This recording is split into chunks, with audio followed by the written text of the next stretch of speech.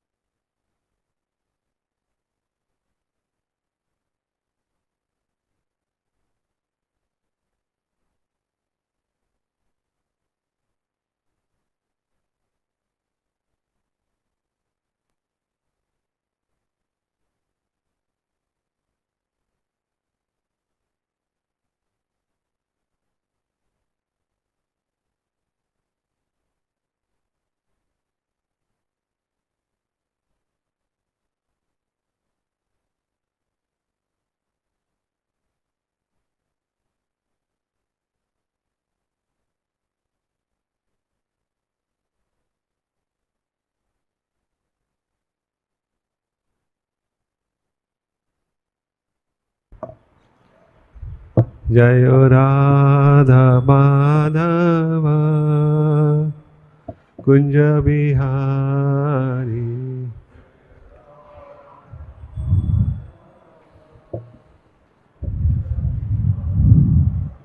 जय गोपी जन वल्लभ गिरिवरधारी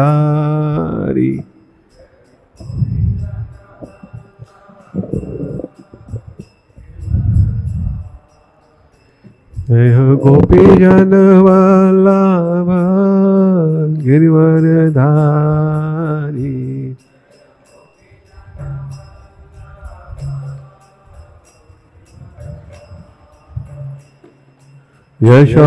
यशोदानंदन ब्रज जन रंजन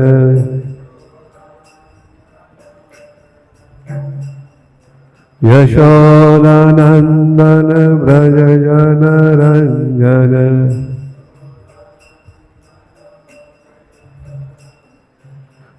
यमुना तीरा वनचारी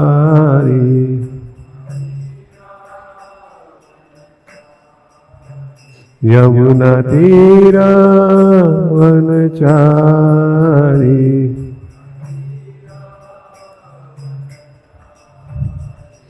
जय श्री कृष्ण चैतन्य प्रभु नित्यानंद श्री अद्वैता गदाधर शिवासादि गौर भक्तवृंदा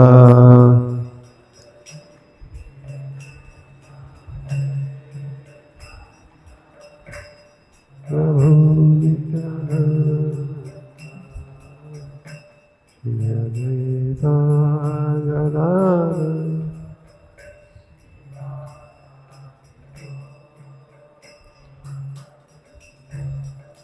जय श्री कृष्ण चैतन्य प्रभु नित्यानंद श्री अद्वैता गदाधर शिवासादि गौर भक्तवृंदा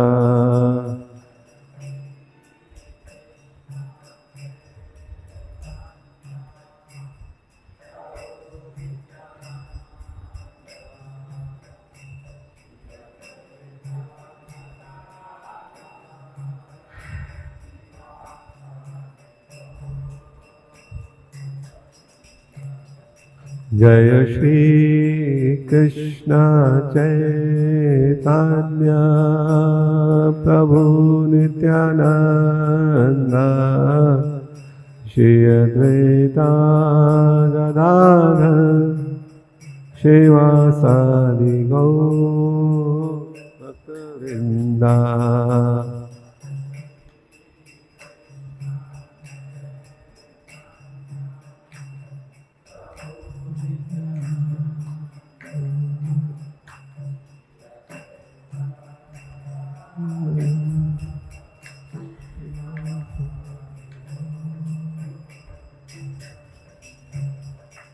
Hare Krishna,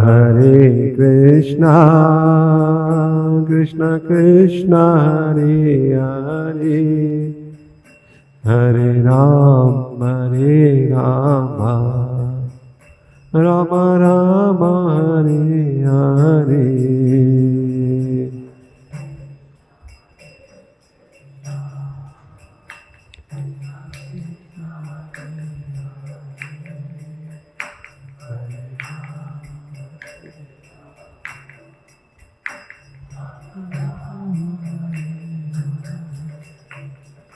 Hare Krishna,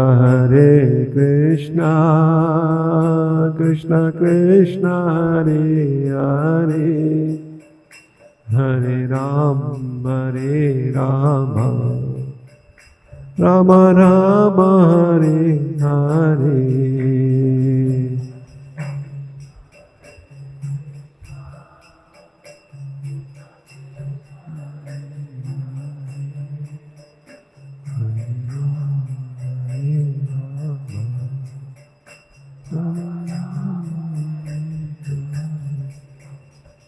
Hare Krishna, Krishna Krishna, Hare Hare, Hare Rama, Rama Rama, Hare Hare.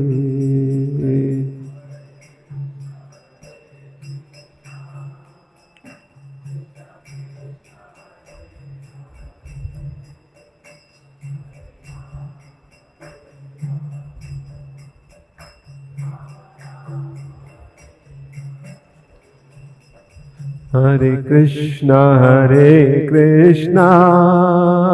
Krishna Krishna, Hare Hare, Hare Rama, Rama Rama, Hare Hare.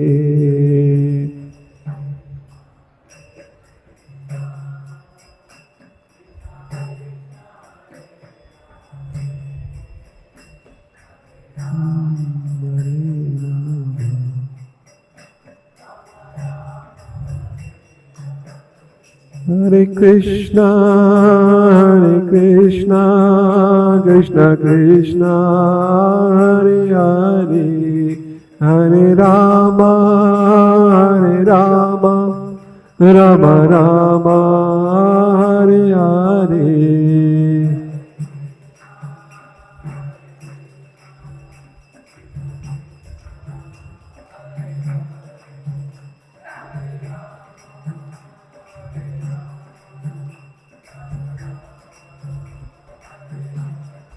Hare Krishna, Krishna Krishna, Hare Hare, Hare Rama, Rama Rama, Hare Hare.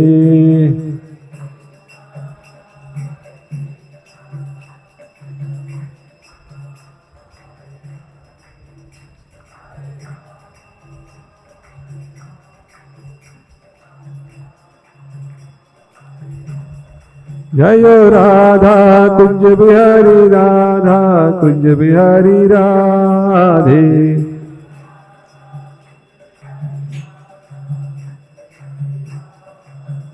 Jaya Gauranitai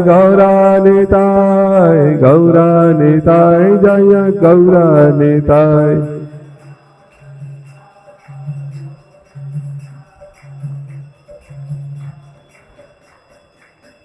Jaya Jaya Prabhupada.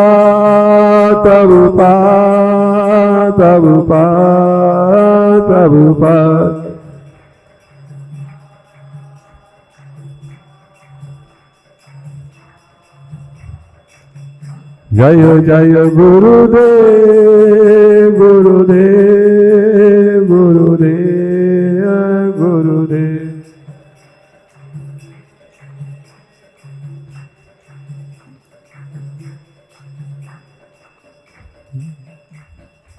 जय ओम विष्णुपाद परमहंस प्रवचाचार्य अष्टोत्तर divine grace Abhay जैन अरविंद Bhaktivedanta Swami Srila Prabhupada की जय। डिस्काउंट फाउंडर आचार्य पीपीटी फाउंडर आचार्य श्रील प्रभुपाद की जय। जय ओम विष्णुपाद परमहंस प्रवचाचार्य अष्टोत्तर his divine grace Bhakti Siddhanta Saraswati Goswami Maharaj Srila Prabhupada की जय। All glories to assembled devotees Hare Krishna. All glories to assembled devotees Hare Krishna. All glories to our assembled devotees. Hare Krishna. All glories to Shri Guru and Gauranga. हरे कृष्णा। मेरे को आज आदेश हुआ था कि आज हम लोग चर्चा करेंगे। Of course Shrimad Bhagavatam definitely, but Bhagavatam का 8वें स्कंद का 19वें अध्याय का 14 से लेकर 18 श्लोक, और अध्याय का शीर्षक है पुंसवन व्रत का अनुष्ठान। पुंसवन व्रत का अनुष्ठान बहुत ही महत्वपूर्ण विषय चल रहा है। आप लोग इतने दिनों से इस पर काफ़ी दिनों से श्रवण कर रहे हैं। आवाज़ आ रही है पीछे तक? सॉरी, बीच में खराब हो गया था शायद। अभी ठीक है? तो आप लोग काफ़ी दिनों से इस विषय पर चर्चा कर रहे हैं, श्रवण कर रहे हैं, तो बहुत ही महत्वपूर्ण विषय है। तो मेरा अगर बैठा हूँ यहाँ पर, मतलब वैष्णव की कृपा है कि मैं यहाँ बैठ के आप लोगों के समक्ष चर्चा करने का प्रयास कर रहा हूँ। तो यहाँ पे मैं देख रहा हूँ बहुत सारे वरिष्ठ वैष्णव बैठे हैं और सब अच्छे भक्त हैं। तो मैं सबसे याचना करता हूँ कि कृपा करके मुझे आशीर्वाद दीजिए, ताकि मैं जिस आसन पे बैठा हूँ उस आसन की मान प्रतिष्ठा को बनाए रख सकूँ। हरे कृष्णा। तो जैसे चर्चा कर रहे थे, एक मिनट दीजिएगा मेरे को।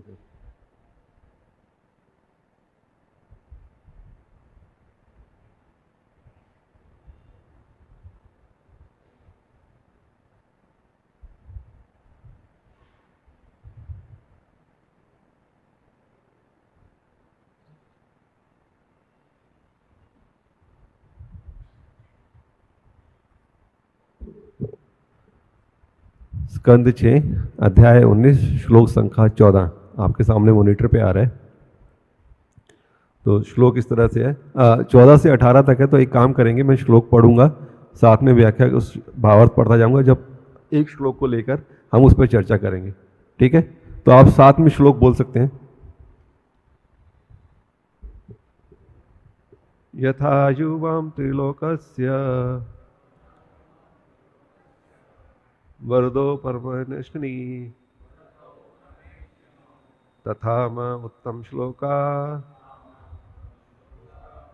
सत्य संतु सत्य महाशिवा।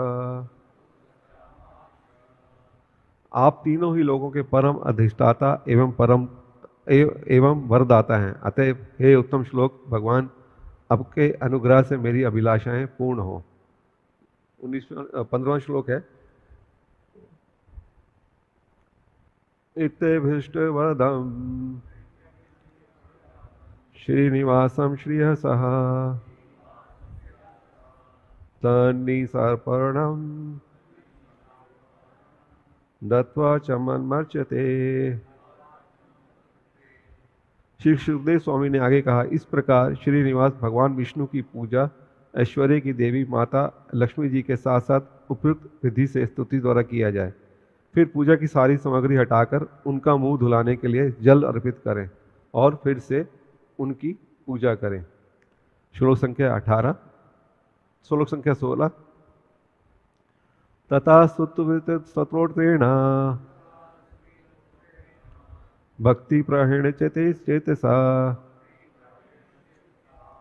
यज्ञ उच्छिष्टम प्रप्राय पुनरभचरेय दुर्यम तत्पश्चात अत्यंत भक्ति एवं विनीत भाव से मनुष्य भगवान तथा लक्ष्मी की स्तुति करे, तब यज्ञ अवशेष को सूंघकर विष्णु तथा लक्ष्मी की पुनः पूजा करे। श्लोक संख्या 17। पति च पर्या भक्तया महापुरुष चेतसा प्रियस्ते तरुमैनम प्रेमशीला स्वयं पति विभ्रत से सर्वकर्माणि पत्न्या उच्चवाचानि च। पत्नी अपने पति को परमेश्वर का प्रतिनिधि मानकर उसे प्रसाद देकर विशुद्ध भक्ति से उसकी पूजा करे। पति भी अपनी पत्नी से परम प्रमोदित होकर अपने परिवार के कार्यों में लग जाए। तात्पर्य में श्रील प्रभु जी बताते हैं, उपयुक्त विधि से पति तथा पत्नी के पारिवारिक संबंध आध्यात्मिक रूप से स्थापित होने चाहिए। श्लोक संख्या 18। कृत में कर्तृणापि दंपयोर्भयोरपि पत्न्या कुर्यानि दयायाम पतिरेतमहसता। पति पत्नी दोनों में से कोई एक इस भक्ति को निष्पादित कर सकता है। उनके मधुर संबंधों के कारण दोनों को फल मिलता है। अतः यदि पत्नी इस व्रत को करने में असमर्थ हो तो पति सावधानी से करे, इससे उसकी आज्ञाकारिणी पत्नी को उसका फल मिलेगा। तात्पर्य, जब पत्नी आज्ञाकारिणी और पति एकनिष्ठ होता है और उनके बीच मधुर संबंध दृढ़ता से स्थापित हो जाते हैं, तब यदि पत्नी दुर्बल होने के कारण पति के साथ भक्ति नहीं भी कर सकती तो भी उसके भक्ति के कार्यों में उसका आधा हिस्सा रहता है, यदि वह प्रतिव्रता हो और पवित्र हो। ओम अज्ञानतिमिरस्य ज्ञानाञ्जनशलाकया चक्षुर्मितं येन तस्मै श्री गुरुवे नमः। श्री चैतन्य मनोभीष्टं स्थापितं येन भूतले स्वयं रूपा कदा मह्यं ददाति स्वपदान्तिकं। वन्देऽहं श्रीगुरो श्रीयुतापदकमलं श्रीगुरून् वैष्णवांश्च। श्रीरूपां सागजातं सहगणा रघुनाथं तं सजीवं साधेतं सावधूतं परिजनसहितं कृष्णचैतन्यदेवं श्रीराधा कृष्णपादान् सहगणा ललिता श्रीविशाखान्वितांश्च। हे कृष्ण करुणा सिंधु दीनबंधु जगतपते गोपेश गोपिका कांता श्रीराधा कांता नमोस्तुते। तप्त कांचन गौरांगी श्रीराधे वृंदावनेश्वरी वृषभानुसुते देवी प्रणमामि हरिप्रिये। वाञ्छा कल्पतरुभ्यश्च कृपा सिन्धुभ्येव च पतितानां पावनेभ्यो वैष्णवेभ्यो नमो नमः। जय श्री कृष्ण चैतन्य प्रभु नित्यानंदा श्री अद्वैत गदाधर श्रीवासादि गौर भक्तवृंदा। हरे कृष्णा कृष्णा कृष्णा हरे हरे, हरे राम राम राम हरे हरे। हरे कृष्णा कृष्णा कृष्णा हरे हरे, हरे राम राम राम हरे हरे। हरे कृष्णा कृष्णा कृष्णा हरे हरे, हरे राम राम हरे हरे।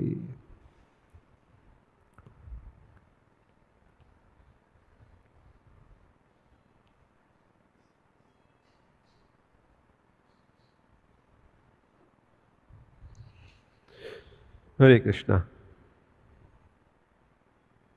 बताया जाता है कि जैसे आप सब इतने दिनों से चर्चा कर रहे हैं इस चैप्टर पे, बताया जाता है कि भागवतम जो है, श्रील प्रभुपाद जी बताते हैं भागवतम जो है एक शुगर कैंडी है।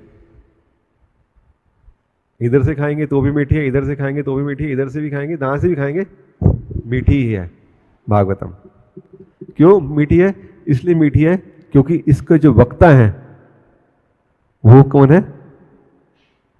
सुखदेव गोस्वामी। बिल्कुल सही बोला आपने। वो सुखदेव गोस्वामी जो एक नव युवक की भांति वहां पर आए थे सभा में, और कौन बैठे थे वहां पर जिनको परेशानी थी, लाइफ में परेशान हो गए थे? परीक्षित महाराज। परीक्षित महाराज परेशान नहीं थे। परीक्षित महाराज तो भक्त हैं भगवान के।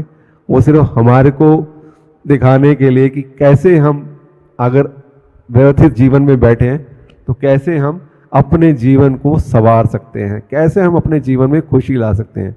तो उस खुशी को लाने के लिए एक जो वहाँ पर आए थे व्यक्ति, उनका नाम था सुखदेव गोस्वामी। तो सुखदेव गोस्वामी एक नवयुवक, और उस सभा में जब सबको पता लगा कि ऐसे ऐसे परीक्षित महाराज को श्राप मिला है और वो गंगा नदी के किनारे बैठ गए हैं, 7 दिन में उनकी मृत्यु होने वाली है। और वो किस लिए बैठे गंगा नदी के किनारे? भगवान के विषय में श्रवण करने के लिए।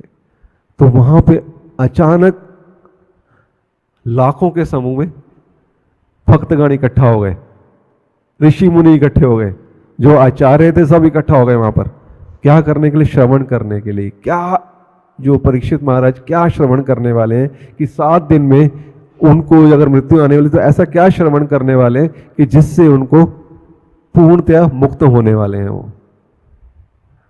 हम सबके मन में भी लालसा रहनी चाहिए, और रहती है डेफिनेटली। आप तभी यहां बैठे हैं, ये लालसा है तभी आप यहां पर हैं। तो इस तरह से जब वहां पहुंचे तो सब देख रहे थे कौन जाके जो है वक्ता होगा इसके लिए, और जो वक्ता होना चाहिए भागवतम का वो भी पूर्णतया शुद्ध होना चाहिए। और जब वहां पहुंचे सुखदेव गोस्वामी तो सबने सर्वमनत से बोला कि जी हाँ, यही व्यक्ति जो है भागवतम पे चर्चा करेंगे, हमें भागवतम के बारे में बताएंगे। देखिए वो व्यक्ति जो वहां पर सबसे, मेरे ख्याल से सबसे छोटे थे, जब वहां पर बैठे थे चर्चा करने के लिए, सबसे छोटे थे सुखदेव गोस्वामी। लेकिन सबसे छोटे करने के बाद उनके पास सबसे बड़ी योग्यता क्या थी? उनकी सबसे बड़ी योग्यता थी कि वो भगवान के परम भक्त थे, मुक्त आत्मा थे वो। उनको अपने प्रति कोई भी आसक्ति नहीं थी। जंगल में घूमते थे। कैसे घूमते थे? नग्न अवस्था में। उनकी अपनी इंद्रियों में पूर्णतया संयम था। और ऐसा नहीं है कि कुछ कपड़े पहनने के लिए खरीदे थे उन्होंने, कुछ नहीं, पूर्णतया संयम था अपनी इंद्रियों पे। और जंगल में नग्न अवस्था में घूमते थे, और किसी के प्रति भी उनके मन में ईर्ष्या द्वेष नहीं था। तो जो हम चर्चा कर रहे थे भागवतम जो कौन वक्ता हो सकता है, हम मतलब मैं नहीं, मतलब मैं तोते की तरह बोल रहा हूं, बट जो वास्तव में भागवतम के जो वक्ता थे सुखदेव गोस्वामी, पूर्णतया इंद्रियों पे संयम था अपना, किसी के प्रति ईर्ष्या द्वेष नहीं था, सबका हित चाहते थे। हम सब ने श्रवण किया है कि जब अमूमन जो होता है कि माता के गर्भ से शिशु जो है 9 महीने में आ जाता है, लेकिन सुखदेव स्वामी पूरे कितने साल मां के गर्भ में थे? हैं जी? कितने साल? अच्छा, मैंने सुना 13 साल था शायद, 16 साल। 16 साल मां के गर्भ में रहे और आने के लिए तैयार नहीं थे बाहर। क्यों? क्योंकि उनको पता था कि वास्तव में बाहर क्या होने वाला है। लेकिन जब भगवान ने आश्वासन दिया तब वो मां के गर्भ से बाहर आए और मुक्त आत्मा है वो। हम सबने श्रवण किया हुआ है कि कैसे वो घर छोड़, मां के गर्भ से बाहर आते ही घर छोड़ के चले गए थे। लेकिन जब उन्होंने श्लोक सुना, कौन सा श्लोक था वो?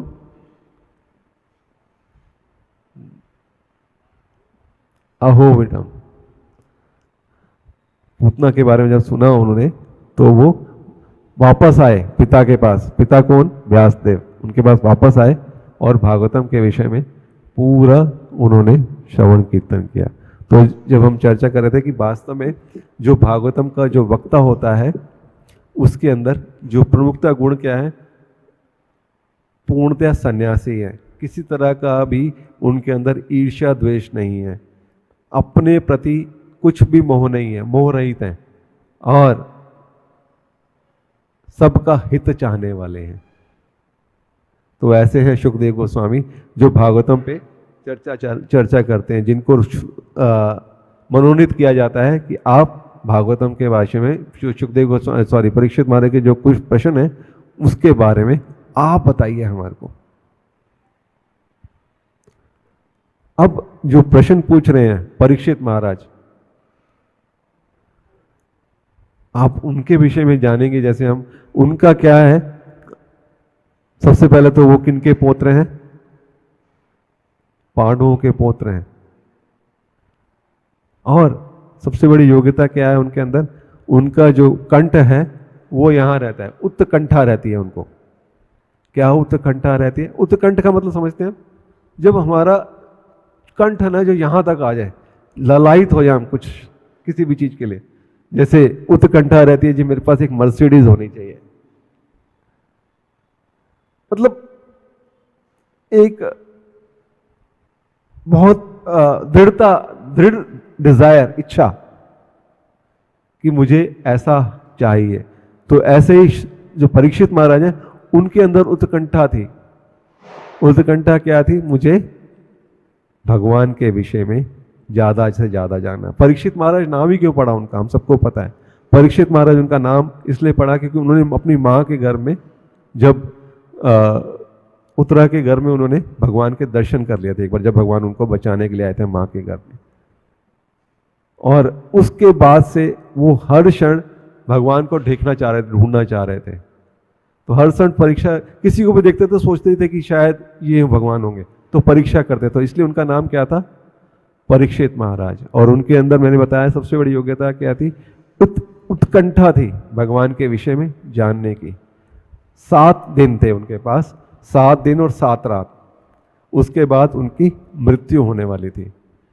अब हम में से किसी को पता लगे कि ऐसा होने वाला है तो हम क्या करेंगे?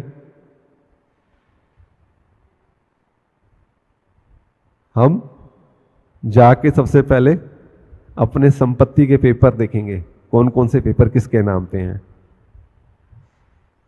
और फिर सोचेंगे किसको देना है। सब सदस्यों को बुलाएंगे, परिवार के सदस्यों को, और बोलेंगे आओ आपको क्या चाहिए, कैसे क्या करना है। लेकिन परीक्षित महाराज जो एक बहुत बड़े राजा हैं, चक्रवर्ती राजा हैं, उन्होंने, उनके पास क्या क्या नहीं होगा आप सोचिए, क्या क्या नहीं होगा। उन्होंने एक क्षण नहीं गवाया। और उसके जैसे ही उनको पता लगा उनकी मृत्यु होने वाली है 7 दिन के अंदर, तो जाकर गंगा किनारे बैठ गए भगवान के विषय में श्रवण कीर्तन करने के लिए। और जब श्रवण कीर्तन करने के लिए बैठे तो उनको ऐसा भी नहीं लग रहा था कि जब भागवतम चर्चा चालू हुई तो ऐसा नहीं लग रहा था कि कब महाप्रसादे वाला श्लोक बोला जाएगा। वहां पर वो बैठे थे श्रवण करने के लिए। और उनको, सुखदेव गोस्वामी को एक बार लग रहा था कि थोड़ा मैं बोल के चुप हो जाता हूं, शायद इनको भूख लग रही हो, प्यास लग रही हो। लेकिन परीक्षित महाराज कहते नहीं, मुझे भूख प्यास नहीं सता रही है, आप कृपा करके मुझे और ज्यादा बताइए। क्या बताइए? भगवान के विषय में बताइए। जैसे आप इस पर्टिकुलर चैप्टर में जैसे आप श्रवण कर रहे हैं 8वें अध्याय, 8वें कैंटो के 18वें अध्याय में आपने क्या पढ़ा? हम सब ने पढ़ा कि कैसे कश्यप मुनि अपनी पत्नी दिति को बोलते हैं कि आपको भगवान के को प्रसन्न करना होगा इंद्र को मारने के लिए, पुत्र प्राप्त करने के लिए। और कौन से व्रत के बारे में बताया? पुंसवन व्रत के बारे में बताया। तो पुंसवन व्रत के बारे में बताया। तो उसके बाद, बताने के बाद सुखदेव गोस्वामी ने बोला ठीक है राजा आगे बढ़े। तो परीक्षित महाराज कह सकते थे हम स्वामी सुखदेव गोस्वामी जी प्लीज आगे बढ़िए, लेकिन उन्होंने क्या बोला? 1 मिनट कृपा करके मुझे इस पुंसवन व्रत के बारे में जरा डिटेल में बताइए। ऐसा नहीं कि सिर्फ इसी के बारे में, जिस विषय पे भी चर्चा हुई उन्होंने बोला इसके बारे में मुझे डिटेल में बताइए। देखिए, एक व्यक्ति 7 दिन में मृत्यु होने वाली है और चर्चा क्या कर रहे हैं? भगवान के विषय में। मैं एक लेक्चर सुन रहा था परम पूजनीय राधा गोविंद महाराज का। वो बता रहे थे कि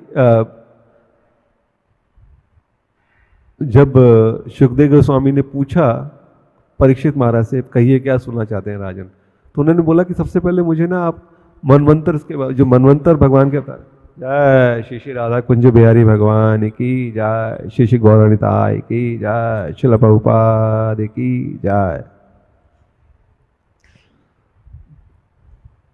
तो उन्होंने क्या बोला कि मुझे आप कृपा करके भगवान के मनवंतर अवतार के बारे में बताइए। अब मनवंतर अवतार और कृष्ण कथा, तो सुखदेव गोस्वामी एक बार सोचने लगे कि राजा क्या सुनना चाहते हैं, क्योंकि मनवंतर अवतार के बारे में जब हम सुनते हैं पढ़ते हैं तो मोस्टली वो क्या करते हैं, एडमिनिस्ट्रेशन के बारे में, जो अवतार जो आते हैं भगवान के, वो एडमिनिस्ट्रेशन का, भगवान का जो पूरे यूनिवर्स का, यूनिवर्स का एडमिनिस्ट्रेशन कैसे होना चाहिए, प्रबंधन कैसे होना चाहिए, उसके विषय में उसको स्थापित करने के लिए आते हैं। जैसे हम देख सकते हैं मनवंतर अवतार अभी जो पीछे आए थे छठे मनवंतर में, वामन देव प्रबंधन के लिए, तो वो बड़ा अचरज में आगे कि ये क्या सुनना चाहते हैं मेरे से। तो वहां पर बताते हैं, महाराज बता रहे थे कि वास्तव में परीक्षित महाराज मनवंतर अवतार से ये जानना चाह रहे थे भगवान के बारे में कि भगवान के कर्म, भगवान का जन्म और कर्मों के विषय में जानना चाहते थे। इतना उत्कृष्टता थी, मतलब हम सोच सकते हैं कि किस हद तक वो जा सकते हैं। हम अपने तरीके से, कई बार हम चीज़ों को अपने तरीके से परसीव करते हैं, परसीव मतलब अपने तरीके से सोचते हैं चीज़ों को, लेकिन वास्तव में अगर भगवान को समझना है तो भगवान के भक्तों से ही समझ सकते हैं हम।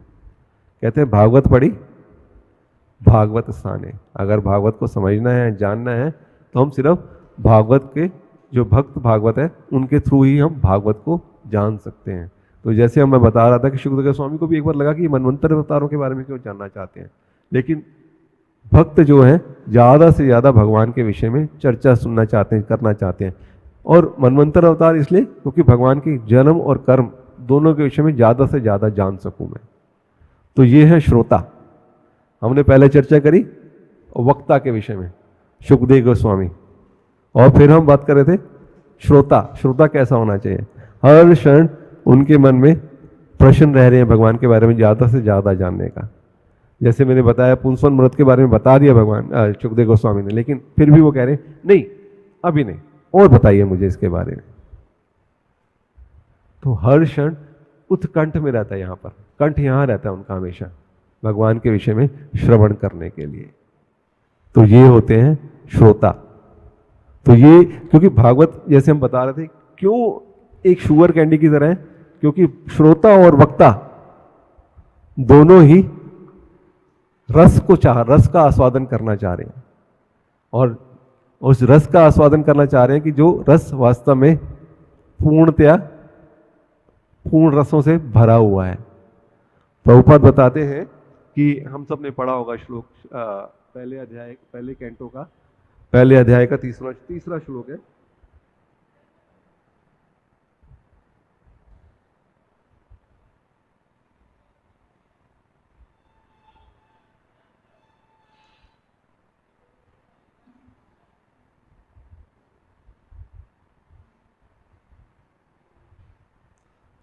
शुक मुखा अमृत द्रव्यम संयुतम।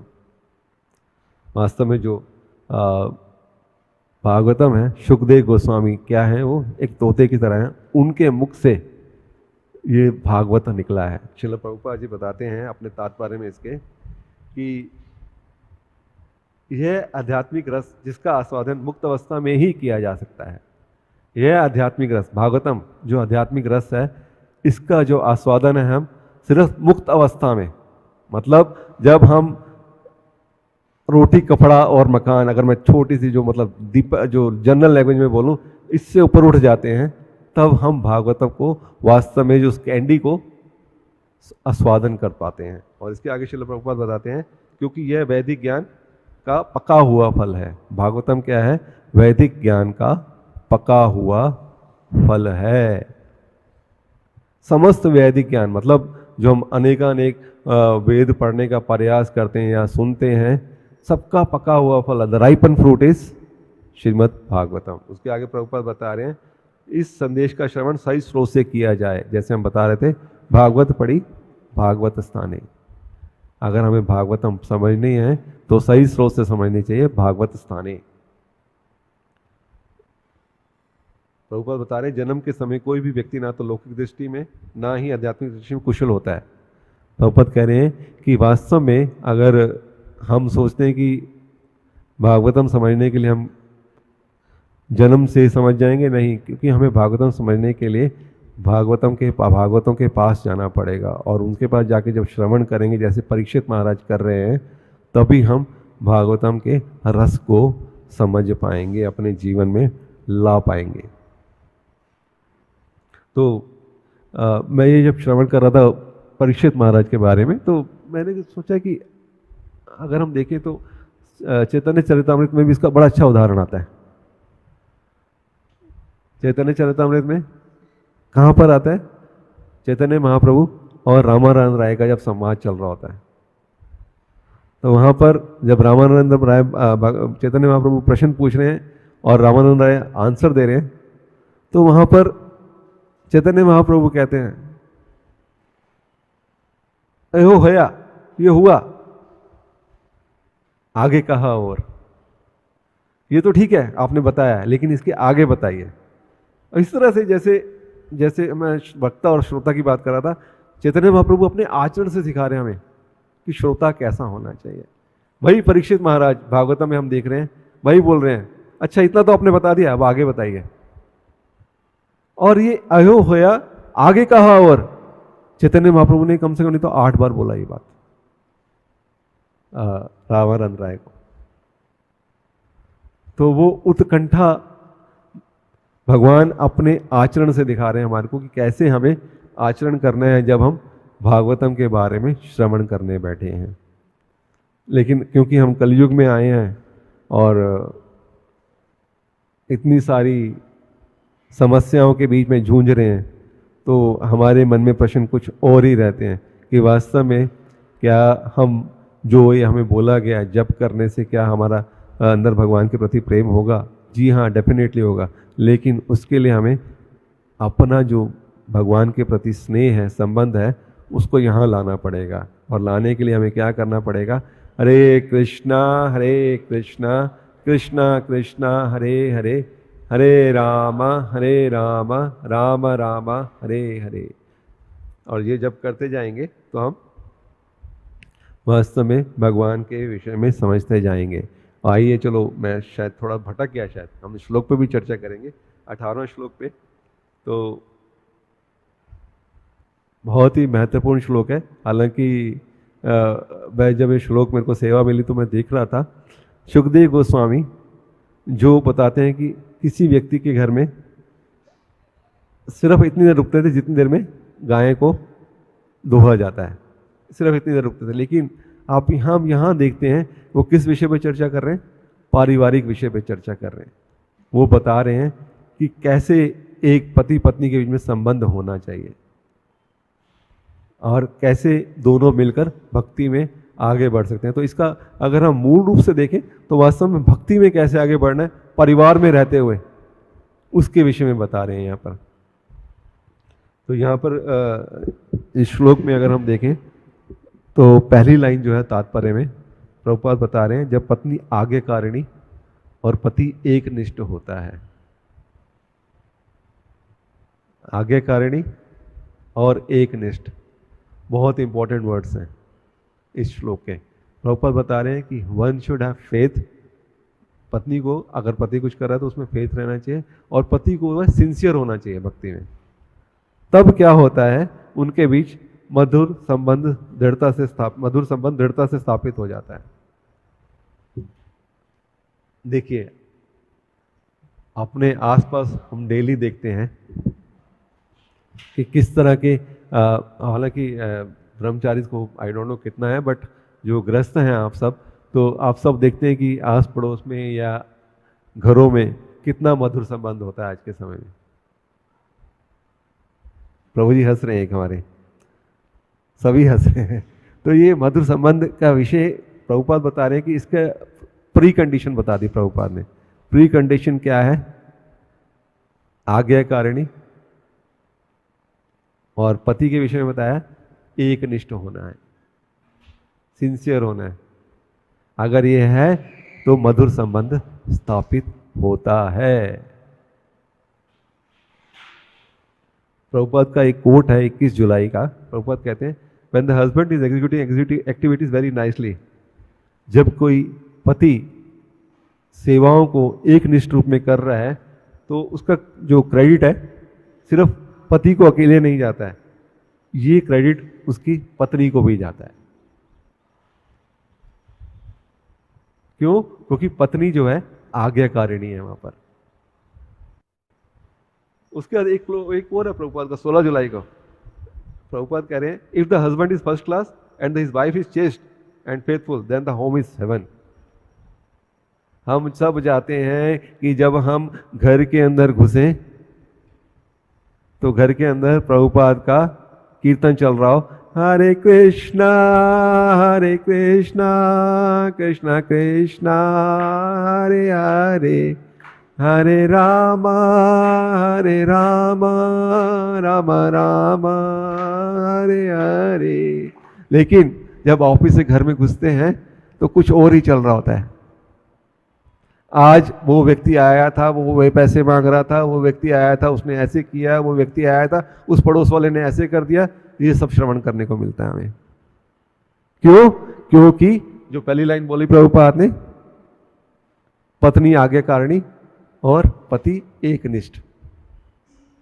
और वो जो जहां पर है वहां पर 100% आपको घर में भी आपको पूरा मंदिर का वातावरण मिलेगा। हम सब ने एक भक्ति विनोद ठाकुर का एक भजन है, उस भजन में एक स्टांजा है, सुना होगा। क्या है?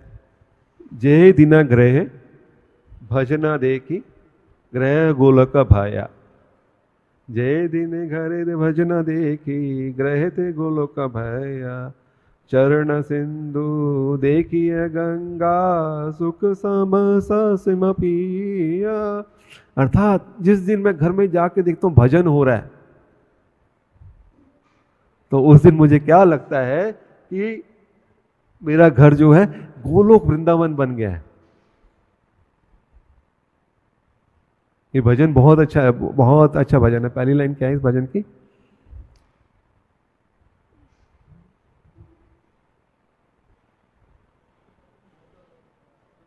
शुद्ध भक्ता चरण रेणु भजन अनुकूला। आप पढ़िएगा ये भजन घर जाके, आप सबके पास होगा मास्टर फोन, आपके सबके पास स्मार्टफोन है, स्मार्टफोन में आप रखते हैं आजकल वैष्णव भजन, तो उसमें आप देखिएगा शुद्ध भक्ता चरण रेणु भजन अनुकूला।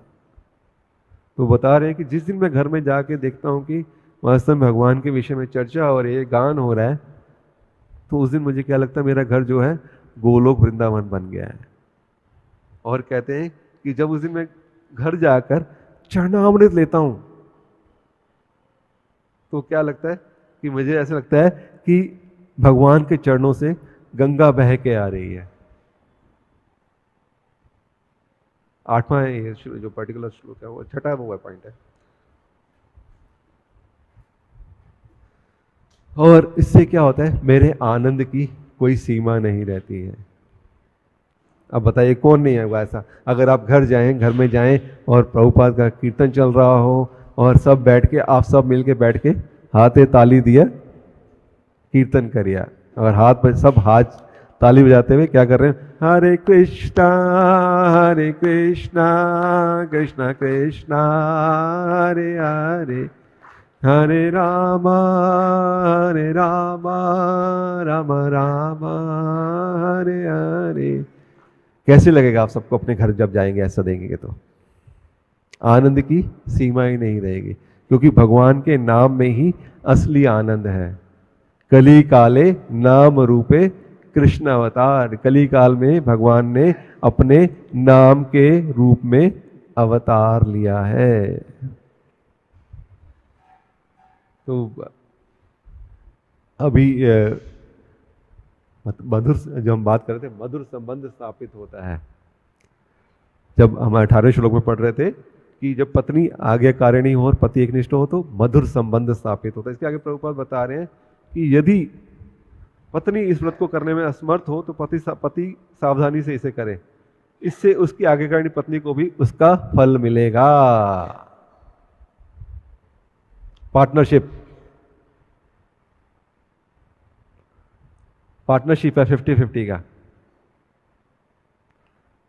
जैसे हम सब ने मतलब बचपन में सुना और हम सब देखते भी हैं कि क्या कहा जाता है कि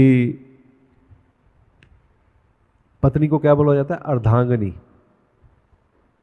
मतलब जो भी है 50-50। लेकिन प्रभुपाद यहाँ पर बता रहे हैं कि प्रभुपाद ने लास्ट लाइन में बता रहे हैं कि इससे उसकी आज्ञाकारिणी पत्नी को भी इसका फल मिले। पत्नी को क्या होना पड़ेगा उसके लिए, पति के प्रति पूर्णतः आज्ञाकारिणी होना पड़ेगा।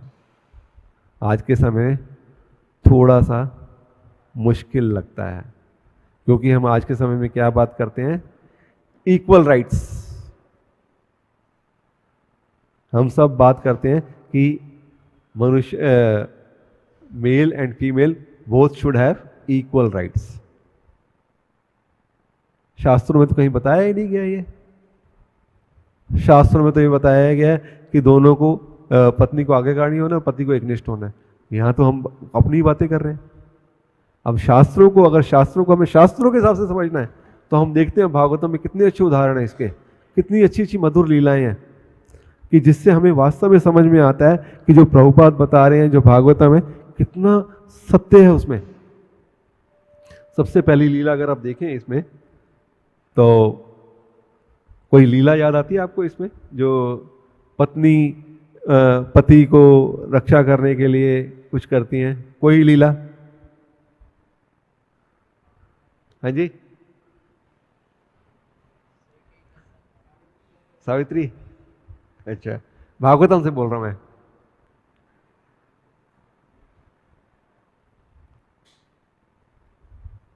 जय द्विज पत्नी जाय, जय नाग कन्यागण, भक्ति ते जाहर पाइला गोविंद चरण। द्विज पत्नी के बारे में हम सबने पढ़ा। भगवान गोचारण के लिए गए थे, भगवान को वहां पर भूख लगी। भगवान ने ग्वाल वालों को बोला कि जाओ, जाकर वहां पर कुछ द्विज पत्नी हैं और कुछ ब्राह्मण यज्ञ कर रहे हैं, जाकर वहां से कुछ खाने के लिए ले आओ। तो जब जाते हैं वहां तो सबसे पहले ब्राह्मणों से मिलते हैं, तो ब्राह्मण क्या कहते हैं, आइए सब लेके जाइए भगवान के लिए। ऐसे ही कहते हैं? नहीं, वो क्या कहते हैं, भाग जाओ।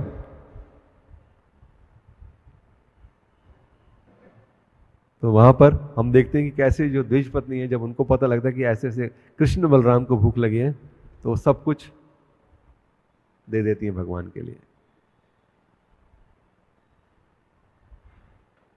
तो इसी तरह से, क्योंकि उनको पता है कि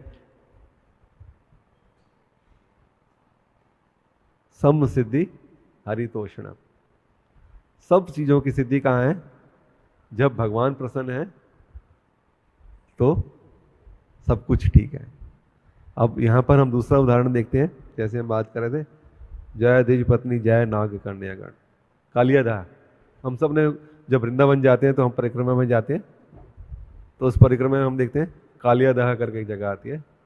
तो वहां से भगवान कहते हैं कि वो जो आज भी कहते हैं कि जो वृक्ष है वहीं से भगवान ने यमुना जी में छलांग लगाई थी कालियादह करने के लिए। परम पूज्य राधा महाराज बता रहे थे, एक लेक्चर में उनका सुना था कि हम सब बात करते हैं इकोलॉजिकल, जो आज की डेट में हम बात करते हैं, पॉल्यूशन कितना बढ़ गया, प्रदूषण कितना बढ़ गया है। अब उस समय का प्रदूषण देखिए, जब कालिया जो है यमुना नदी में था, तो जो ऊपर से पक्षी निकलते हुए थे मर जाते थे, कोई सूंघने से भी। उस प्रदूषण के सामने आज की डेट में हम बात करते हैं, हम क्या कहते हैं, आज की डेट में बड़ा कॉमन वर्ड हो गया, क्या बोलते हैं, AQI क्या है, एयर क्वालिटी इंडेक्स क्या है। पूनावासी फिर भी अच्छा है, क्योंकि यहाँ पर इतना नहीं होता। अगर आप दिल्ली की साइड में जाएंगे तो बहुत ज़्यादा प्रदूषण रहता है। तो वो वहाँ पर जो राधा महाराज बता रहे थे कि वहाँ पर जो प्रदूषण था उसका मुकाबला कहीं हो ही नहीं सकता। और पशु पक्षी और उसके बाद ग्वाल बाल जैसे ही सूंघ रहे थे सबकी अब मृत्यु हो रहे थे। और भगवान के लिए सबसे अधिक प्रिय कौन है? ब्रजजन भगवान के सबसे प्रिय हैं। हम जब भजन गाना शुरू करते हैं, जब क्लास चर्चा करते शुरू करते हैं, गोपी जन वल्लभा, जो गोपियों के रक्षक हैं, ग्वाल बालों के रक्षक हैं, वो कौन है? स्वयं भगवान कृष्ण हैं। तो भगवान ने वहाँ जब देखा कि ये हो रहा है तो उन्होंने क्या किया? जमुना जी में छलांग लगाई। और छलांग लगाई और उसके बाद, बहुत लंबी कथा है, मैं छोटी करूँगा क्योंकि मेरे को बोला गया था, मेरे को ये दिखाया गया था। तो वहाँ पर जब देखा नाग पत्नियों ने कि भगवान जो हैं कालिया का दह करने के लिए गए हैं, तो घबरा गई वो वहाँ पर कि, और मन ही मन भगवान से याचना करने लगी कि भगवान प्लीज़ आप सजा दीजिएगा लेकिन मारिएगा नहीं इनको, मन ही मन याचना करिए। और भगवान क्या कहते हैं भगवत गीता में? मैं क्या हूँ? अहम भक्त्या प्राधीनो, मैं भक्तों के अधीन हूँ हमेशा। तो भगवान ने देखा, नागपत्नियों को देखा और मुस्कुराए, मन ही मन मुस्कुराए। और जब नागपत्नियों ने देखा भगवान जो हैं कालिया के फनों पे डांस कर रहे हैं। कभी आई डोंट नो हम में से कितने ने अनुभव किया होगा, ऑफ कोर्स नहीं किया होगा, जो नाग रहता है उसकी स्किन बड़ी सॉफ्ट रहती है। आप मतलब हाथ रख भी नहीं सकते, ऑफ कोर्स वैसे भी नहीं रखोगे क्योंकि नाग तो नाग है। तो भगवान उसके फनों पे नृत्य कर रहे हैं। इमेजिन करके देखिए, इतना जो स्किन है इतनी ऐसे एकदम से ऐसे हो सकता है, लेकिन भगवान वहाँ पे नृत्य कर रहे हैं उसके स्किन, उसकी फनों पे। ये सिर्फ भगवान ही कर सकते हैं। तो जब देखा नाग पत्नियों ने भगवान उसके फनों पे नृत्य करें तो उनको थोड़ा सा आश्वासन हुआ कि वास्तव में भगवान जो हैं अब हमारे पति को एटलीस्ट जीवन दान तो देंगे।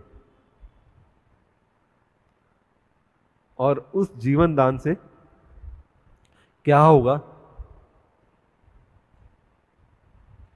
वो जो नाग है वो भगवान के प्रति शरणागत हो जाएगा। और वास्तव में यही हुआ। बाद में हम देखते हैं कि नाग जो है वो भगवान को शरणागत हो गए। आप सब जब जाते हैं वृंदावन तो भगवान ने जीवन दान दिया उस नाग को और उसको बोला कि अब तुम आगे जाओ, भाग जाओ, यहाँ वृंदावन ब्रज छोड़ के भाग जाओ। तो वृंदावन छोड़ के, और बोला कि अगर पीछे मुड़ के देखोगे तो वहीं तुम्हारी मृत्यु हो जाएगी। तो जब वो नाग जो है जा रहे हैं तो आप सब ने शायद दर्शन किए होंगे, हाईवे पे ना एक जगह है, जैसे हम छठीकरा से आगे निकल के राइट को मुड़ के दिल्ली की तरफ जाने लगते हैं तो वहाँ पर एक जगह है लेफ्ट में, उसको बोलते हैं जयकुंड। छठीकरा से निकल के हार्डली आधा किलोमीटर आगे जाएंगे, लेफ्ट साइड में एक जगह उसको बोलते हैं जयकुंड। तो बताते हैं कि वहाँ पर कालिया जाके उसने वहाँ पे जाके उसने शरण ली थी, छठीकरा से आगे जाकर। और भगवान की कृपा से मैं गया था एक बार वहाँ दर्शन करने, तो बताया जाता है कि अंग्रेज़ों को जो विश्वास नहीं हो रहा था कि वास्तव में ऐसा कुछ हुआ था, तो उन्होंने वहाँ पर खुदाई करी तो वहाँ पर खून निकला। तो कालिया जो है वहाँ पर तब भी थे। और बताते हैं कि उसका नाम जयकुंड क्यों पड़ा? जयकुंड इसलिए पड़ा क्योंकि भगवान के भक्त बन गए थे नाग जो थे, कालिया जो है भगवान के भक्त बन गए थे। और जब वो वहाँ पर आए उस जगह पे तो देवी देवता ऊपर से फूल बरसा रहे थे, जाया जाया कर रहे थे इसलिए उस जगह का नाम जयकुंड पड़ा। आज भी है वो जगह वहाँ पर तो इस तरह से हम देखते हैं कि वास्तव में जो भागवतम है वो सिर्फ हमें जीवन का असली आईना दिखाती है। और हम वो आईना अगर देखना चाहें तो उस मिठास को जीवन में हर क्षण महसूस कर सकते हैं। और उस अन्यथा मेरे को बताइए कि एक ब्रह्मचारी जो हैं श्रीमान सुखदेव गोस्वामी, उनको क्या जरूरत पड़ी थी इस विषय में कोई चर्चा करने की? वो सिर्फ और सिर्फ हमारे लिए की उन्होंने ये चर्चा, ताकि हम समझ सकें कि जीवन का यापन हमें कैसे करना है। आचार्य बताते हैं, हमारे गुरु महाराज बताते हैं कि इनफैक्ट प्रभुपाद ने भी बोला है कि ये जीवन जो है ना एक बैड बार्गेन है। This is a bad bargain, make the best use of it. तो बेस्ट यूज क्या है, हमें अपने जीवन का, देखो आ तो गए हैं जीवन में, कष्ट तो आने ही है, लेकिन उन कष्टों का निवारण कैसे कर सकते हैं हम, make the best use of it कैसे कर सकते हैं, अगर हम भगवान को शरणागत हो जाते हैं। और भगवान को शरणागत होने के लिए चैतन्य महाप्रभु ने बड़ा सिंपल रास्ता बता दिया हमारे को।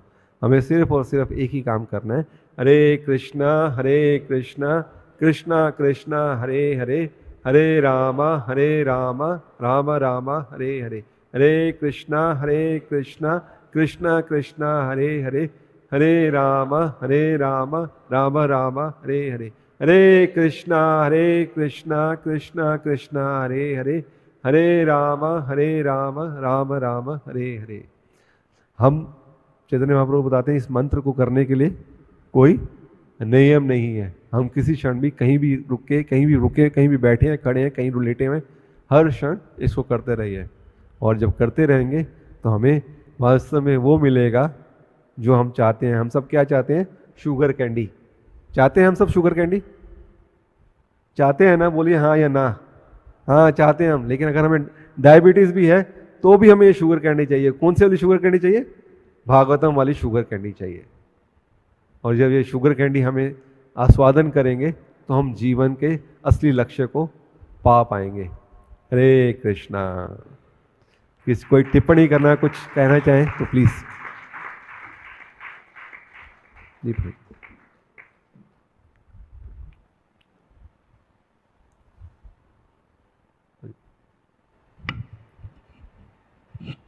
Hare Krishna, Prabhu. Hare Krishna. Really very gracious of you to make us understand the nectar of Srimad Bhagavatam. And I just wanted to clarify the facet of this word in 18 श्लोक. I'll just read it out. पति पत्नी दोनों में से कोई एक इस भक्ति को निष्पादित कर सकता है. व्हाट इज द इम्प्लीकेशन, वो इसका तफसीलवार आप कुछ बताएंगे. निष्पादित ये लफ्ज़ का, इसका क्या रूप है, क्या इसका पहलू है. पति पत्नी, I will read it out again. पति पत्नी दोनों में से कोई एक इस भक्ति को निष्पादित कर सकता है. 18 श्लोक प्रभु जी. हाँ जी प्रभु जी, thank you very much. I miss this point. Thank you very much. I just wanted to know the thank you very much. इसका पहलू क्या है, इसका तफसील क्या है, इसका मतलब क्या है जो हम ले जा सके साथ में.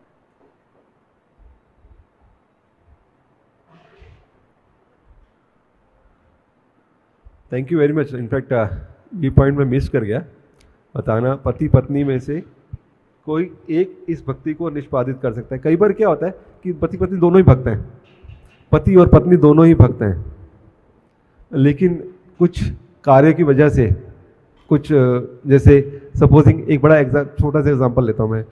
पति और पत्नी हैं, पत्नी जो है गर्भवती है, उनको संतान हुई, तो वो क्या होगा कि जो नियम है उनको पालन कर रही हैं, लेकिन समय पे पालन नहीं कर पाती. जैसे गुरु ने बोला कि आपको सुबह उठ के जपाई करना है, लेकिन उस समय नहीं कर पाती हैं वो. क्यों? क्योंकि जो भगवान प्रभुपाद बताते हैं कि जो हमें वास्तव में जो पुत्र या पुत्री मिली है वो भी भगवान की सेवा के लिए मिली है, तो उनका भी ख्याल रखना है. तो पत्नी उस कारणवश नहीं कर पा रही है, उन नियमों का ढंग से पालन नहीं कर पा रही. क्यों? क्योंकि उनको उस बच्चे का लालन पालन भी करना है. तो उस केस में क्या होता है, प्रभुपाद ने बड़ा क्लियरली बोला. आपने बहुत अच्छी लाइन पकड़ी प्रभु जी. लेकिन प्रभुपाद क्या बता रहे हैं, पति एक निष्ठ होता है, पत्नी आगे कारणी है. ठीक है, मैं आगे का पालन करूंगी, लेकिन पति क्या है, एक निष्ठ है, सिंसियर है भक्ति में. जैसे बताया गया वैसे फॉलो कर रहा है उसको, तो उससे क्या होगा, दोनों को वो फल मिलेगा. अब ऐसा नहीं होना चाहिए कि हाँ ठीक है जी, पत्नी सोचे कि पति जा रहे हैं भक्ति में, सुबह मंगल आरती भी जाएंगे संडे को, और कीर्तन में डांस भी करेंगे और भागवतम भी सुनेंगे, और मैं घर बैठ के सोप ओपेरा देखूंगी, तो फल। Of dedication to each other, हाँ, which can make this 50% factor come into being. Basically like if you look at एकनिष्ठ का वर्ड का अगर आप इंग्लिश में मीनिंग देखें, इसका मतलब sincere. So everything depends on how much sincere one is towards the शरणागति to Guru and Gauranga. And then अब जैसे हमने इसमें पति पत्नी का एग्जांपल दिया, हमने भागवतम से भी देखा, हाँ हाँ प्रभु जी। तो उसी तरह से अगर हम देखेंगे तो हमारे में से अगर किसी वजह से नहीं कर पा रहे हैं, पति टूर पे हैं, नहीं आ सकते हैं मंगल आरती में, या फिर मंदिर में कोई कार्यक्रम में नहीं आ सकते, लेकिन पत्नी अगर आई हैं, सेवा कर रही है मंदिर में, तो फल दोनों को मिलेगा। इज आंसर योर क्वेश्चन प्रभु जी? यस प्रभु जी, धन्यवाद प्रभु जी। Thank you. हरे हरे कृष्ण। कृष्ण। ग्रंथराज श्रीमद् भागवतम की जय।